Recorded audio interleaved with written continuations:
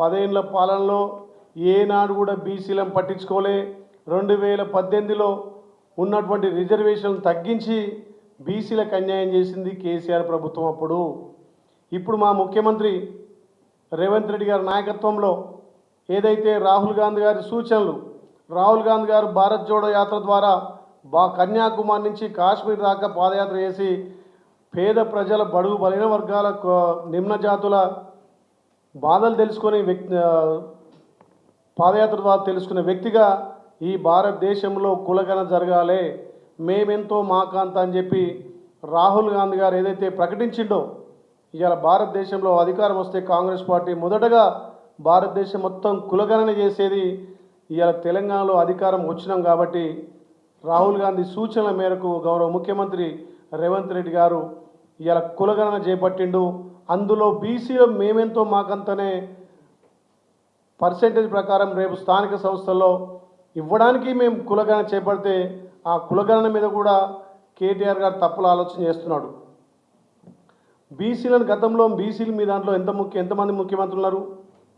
బీసీల కనీసం మొన్న అసెంబ్లీ సమావేశాలు, అసెంబ్లీ టికెట్లో కానీ పార్లమెంట్లో కూడా మీరు ఇచ్చిన టికెట్లన్నీ మీరు ఆ బీసీల గురించి మాట్లాడేది. మా ప్రభుత్వానికి చిత్తశుద్ధి ఉంది, మా ముఖ్యమంత్రి బీసీలకు పెద్దపీట వేయడానికి ఇవాళ కులగణన చేసినాం కాబట్టి దీని మీద కూడా తప్పకుండా మూల్యం చెల్లించుకోక తప్పదు. కాబట్టి మళ్ళొక్కసారి బీసీ మంత్రాన్ని చేస్తున్నారు. ఇక ఊకే చెప్తుంటాడు, నన్ను అరెస్ట్ చేయరి, నాకేమవుతుంది, ఆ కేసు ఉటి కేసు అంటాడు. ఉటి కేసు ఎందుకు భయపడుతున్నావు? ఆ రోజు నువ్వు నగదు బదిలీ చేసిన అంటున్నావు, మరి మంత్రిమండలిలో తీర్మానం లేకుండా నువ్వు ఏ రకంగా 55 కోట్లు ఈ ఫార్ములా వేసి ఎట్లిచ్చినావు? దాని మీద ఈడీ కూడా ఎంట్రీ అయింది. దాన్ని చులకన చేసి అది మామూలు కేసే అని చెప్తే దాన్ని గవర్నర్ గారు పరిశీలించడం జరిగింది, దాన్ని ఈడీ కూడా ఎంట్రీ చేయడం జరిగింది. తప్పకుండా నువ్వు అరెస్ట్ అయ్యేది ఖాయం. ఇప్పటికే మీ చెల్లె బెయిల్ మీద ఉంది. కేసీఆర్ ఎట్లా ఫామ్ హౌస్లోది రాడు, ఎట్లా హరీష్ రావు కొత్త దారి చూసుకుంటున్నాడు. మరి 2025లో ఖచ్చితంగా మీకు కొత్త సినిమా చూపిస్తాం, తప్పకుండా మీరు సినిమా చూడాల్సిందే. అదేవిధంగా ఎప్పుడు అంటుంటాడు జైలుకి పోతా అని, అంటే జైలుకి పోయినంత ముఖ్యమంత్రి అయ్యారని ఆయనకు నమ్మకం ఉంది. మరి నీకంటే ముందు మీ అక్క పోయింది, మీ చెల్లె పోయింది కదా జైలుకు, మరి ఆమె సంగతి ఏంది?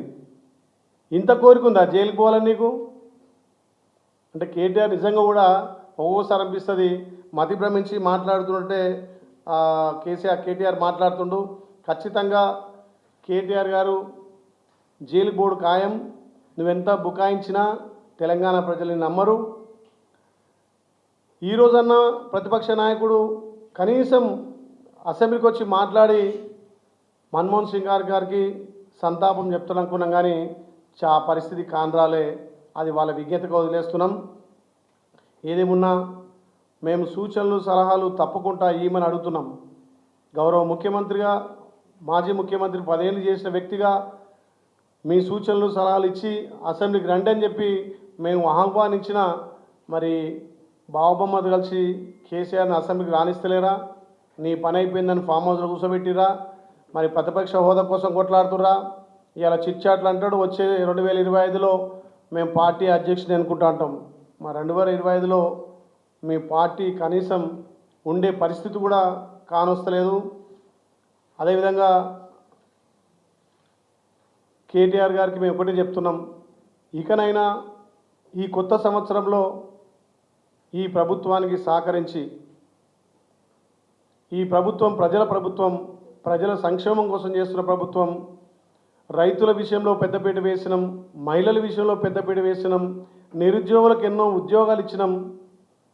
ఇలా పిల్లల ఎడ్యుకేషన్ విషయంలో కానీ, వాళ్ళ డైట్ ఛార్జీలు కానీ, కాస్మెటిక్ ఛార్జీలు కానీ పెంచి ఇలా మంచి పరిపాలన అందిస్తున్నటువంటి మా ప్రభుత్వం మీద ఈ రకంగా చిట్చాట్ చేయడం ఒక దుశ్చర్యగా చేస్తూ కేటీఆర్ ఇప్పటికైనా బుద్ధి మార్చుకొని వచ్చే సంవత్సరమైనా మా ప్రజాపాలనకు సహకరించి ఇలాంటి చిల్లరమల్ల రాజకీయాలు బంద్ చేసుకోవాలని చెప్పి తెలియజేస్తూ, అదేవిధంగా కేసీఆర్ గారు చాలా సందర్భాల్లో చెప్పారు, మన్మోహన్ సింగ్ గారు తక్కువ మాట్లాడుతాడు, ఎక్కువ పని చేస్తాడని. మన్మోహన్ సింగ్ గారు చొరవతోటి ఆ రోజు వెంకయ్య నాయుడును ప్రతిపక్షాలు కూడా మాట్లాడి తెలంగాణ రావడానికి ముఖ్య భూమిక పోషించడని చెప్పి కేసీఆర్ ప్రసంగంలో నేను విన్నా. మరి అలాంటి సంబంధం ఉన్న వ్యక్తి, అలాంటి మహనీయుని వల్ల ఇవాళ తెలంగాణ వచ్చి ఆ తెలంగాణలో 10 ఏళ్ళుగా ముఖ్యమంత్రి చేసిన వ్యక్తివి ఇవాళ మన్మోహన్ సింగ్ గారి సంతాప సభకు రాకపోవడం నిజంగా కూడా చేసిన వ్యక్తివి ఇవాళ మన్మోహన్ సింగ్ గారి సంతాప సభకు రాకపోవడం నిజంగా కూడా విడ్డూరంగా ఉంది. ఎవరైతే తెలంగాణలో మేలు చేస్తే హాని చేయకుండా, కనీసం మేలు చేయకుండా హాని అయితే చేయరు, తలుచుకుంటాం మనం. అలాంటి డాక్టర్ మన్మోహన్ సింగ్ గారి సంతాప సభకు రావడం నిజంగా కూడా బాధేసింది. మరి ఆ కేటీఆర్, హరీష్ రావు ఇద్దరు కూడా ప్రతిపక్ష హోదా కోసమే పాకులాడుతూ ఉంది. 2025లో అధ్యక్షుడు ఎన్నుకుంటా అంటున్నారు. మరి అధ్యక్షుడు ఎన్నుకుంటారా, మీ పార్టీ అధ్యక్షుని ఎన్నుకొని ప్రతిపక్ష నాయకుని కట్టుకుంటారా, అది మీ విజ్ఞత వదిలేస్తున్నాం. కానీ ఇప్పటికైనా ఈ 2024 తెలంగాణలో కాంగ్రెస్ పార్టీ ప్రజల మన్ననలు పొంది, ముఖ్యంగా రైతుల మన్ననలు పొంది, రైతన్నలకు పెద్దపీట వేసి రుణమాఫీతో పాటు సన్న వడ్లకు 500 బోనస్ ఇచ్చుకుంటూ రైతులకు అన్ని విధాల ప్రోత్సాహాలు చేసుకుంటూ రైతు భరోసా కూడా సంక్రాంతి కానకిస్తున్నటువంటి సందర్భంలో తెలంగాణలో మంచి ప్రజాపాలన జరుగుతుంటే ఈ కేటీఆర్ గారు ఈ చిట్చాట్లతోటి మీ పప్పులే ముడుకోవు, తెలంగాణలో మిమ్మల్ని గుండు సున్నకు తీసుకొచ్చిర్రు. మీ ఈ రకంగా మాట్లాడితే 2025లో జరిగే స్థానిక సంస్థలో కూడా మీ డిపాజిట్ గల్లైతే అని చెప్పి 2025 అన్న ఆ లక్ష్మణస్వామి కేటీఆర్ గారి బుద్ధి మార్చి ప్రభుత్వానికి సహకరించాలని చెప్పి మీ ద్వారా తెలియజేస్తున్నాం. హిట్ టీవీ యాప్ ని డౌన్లోడ్ చేసుకోండి. ఇందులో short news, live news, entertainment movies అన్ని అవైలబుల్ గా ఉన్నాయి. Please download hit TV app. Hit TV app ని ఫ్రీగా డౌన్లోడ్ చేసుకోండి.